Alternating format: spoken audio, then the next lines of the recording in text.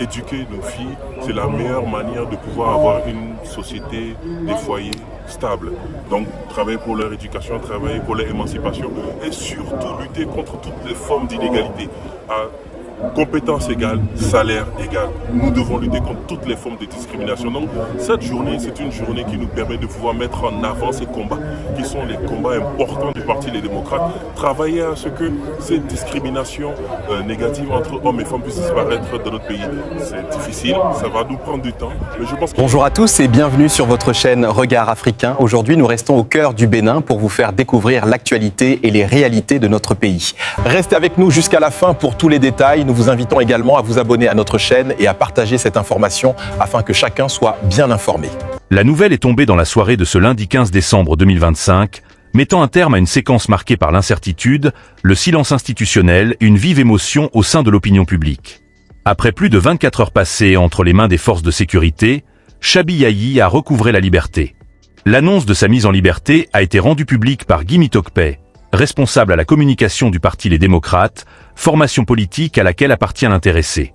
Selon cette déclaration, Chabi Yayi n'est plus détenu, mais demeure placé sous convocation dans le cadre de la procédure en cours, ce qui signifie que l'affaire n'est pas définitivement close et que des développements ultérieurs restent possibles. Les faits ayant conduit à cette situation remontent à la nuit du samedi 14 au dimanche 15 décembre 2025. Aux environs de 2 heures du matin, des éléments des forces de sécurité se seraient rendus au domicile de Chabi Yayi, à Cotonou. D'après plusieurs sources concordantes, l'opération s'est déroulée dans le calme, sans incident notable ni résistance de la part de l'intéressé. Après son interpellation, il aurait été conduit à la direction de la police judiciaire, où il a été retenu pour les besoins de l'enquête. Très rapidement, l'information de son arrestation s'est répandue, provoquant de nombreuses réactions aussi bien dans les milieux politiques que parmi les citoyens. Dans les heures qui ont suivi, le Parti Les Démocrates a confirmé l'interpellation de l'un de ses responsables, tout en indiquant ne pas disposer d'informations officielles sur les motifs précis de cette action policière. Ce manque de communication officielle a suscité un climat d'interrogation généralisé. Pendant toute la durée de sa rétention, aucune autorité judiciaire ou sécuritaire ne s'est exprimée publiquement pour expliquer les raisons exactes de cette interpellation, ni pour préciser le cadre juridique dans lequel elle s'inscrivait. Ce silence a contribué à nourrir les spéculations et à renforcer le sentiment d'inquiétude chez ses proches, ses militants et une partie de l'opinion nationale. L'arrestation de Chabi Yayi est intervenue dans un contexte politique et sécuritaire particulièrement sensible. Quelques jours plus tôt, les autorités béninoises avaient annoncé le démantèlement d'une tentative présumée de coup d'État, survenue le dimanche 7 décembre 2025. Cette annonce avait profondément marqué la vie nationale, ravivant des souvenirs douloureux et soulevant de nombreuses préoccupations quant à la stabilité des institutions et à la sécurité du pays. Depuis lors, plusieurs enquêtes ont été ouvertes afin d'identifier les auteurs, les complices et les éventuels soutiens de ce projet de déstabilisation. Dans un tel climat, chaque interpellation, en particulier celle d'une figure politique, est scrutée avec attention et interprétée à la lumière de cette crise sécuritaire. Bien qu'aucun lien officiel n'ait été établi entre la tentative présumée de coup d'État et l'interpellation de Chabi Yayi, la proximité des événements a naturellement alimenté de nombreuses questions. Certains observateurs y voient une simple coïncidence liée au calendrier des enquêtes en cours, tandis que d'autres estiment que cette interpellation pourrait s'inscrire dans un cadre plus large de vérification et d'investigation menée par les services compétents.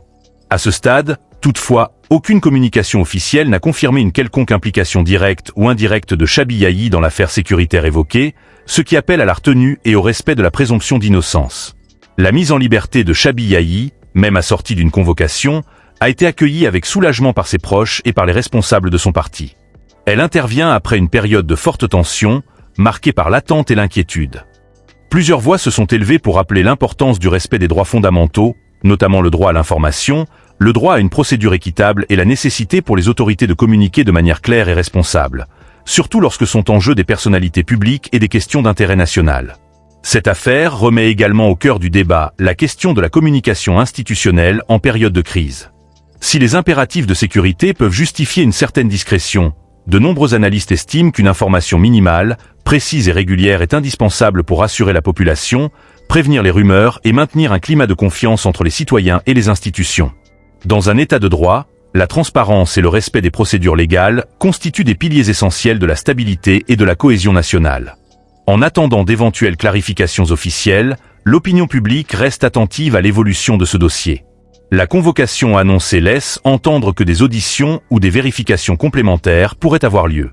Les jours à venir seront donc déterminants pour comprendre les contours exacts de cette affaire et pour dissiper les zones d'ombre qui subsistent encore.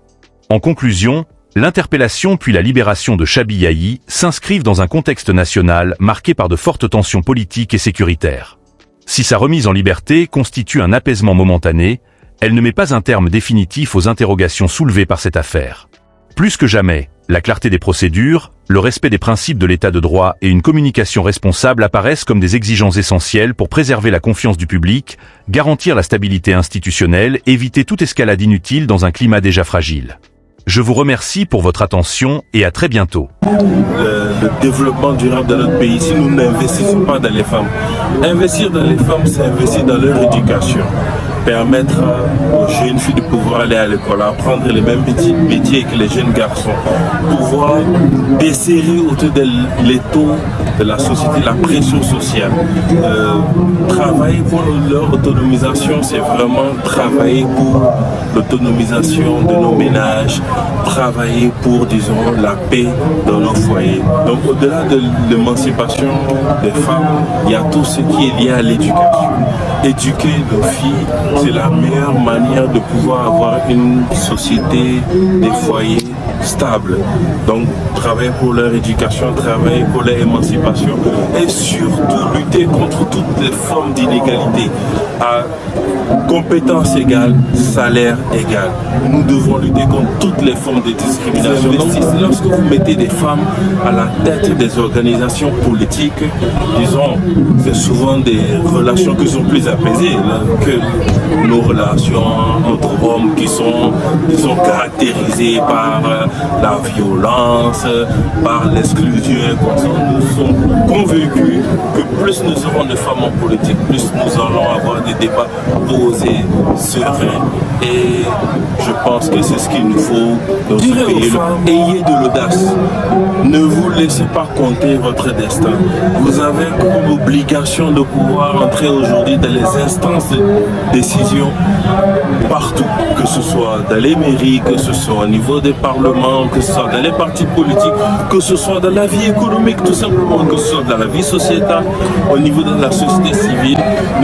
Ne vous laissez pas mettre en arrière. Vous devez vous investir, vous devez continuer à vous investir. Il y a un travail de sensibilisation qui est fait au niveau déjà des hommes. Et aujourd'hui, nous avons beaucoup plus de députés au niveau du Parlement. Nous avons un certain nombre de députés au niveau du Parti Les Démocrates.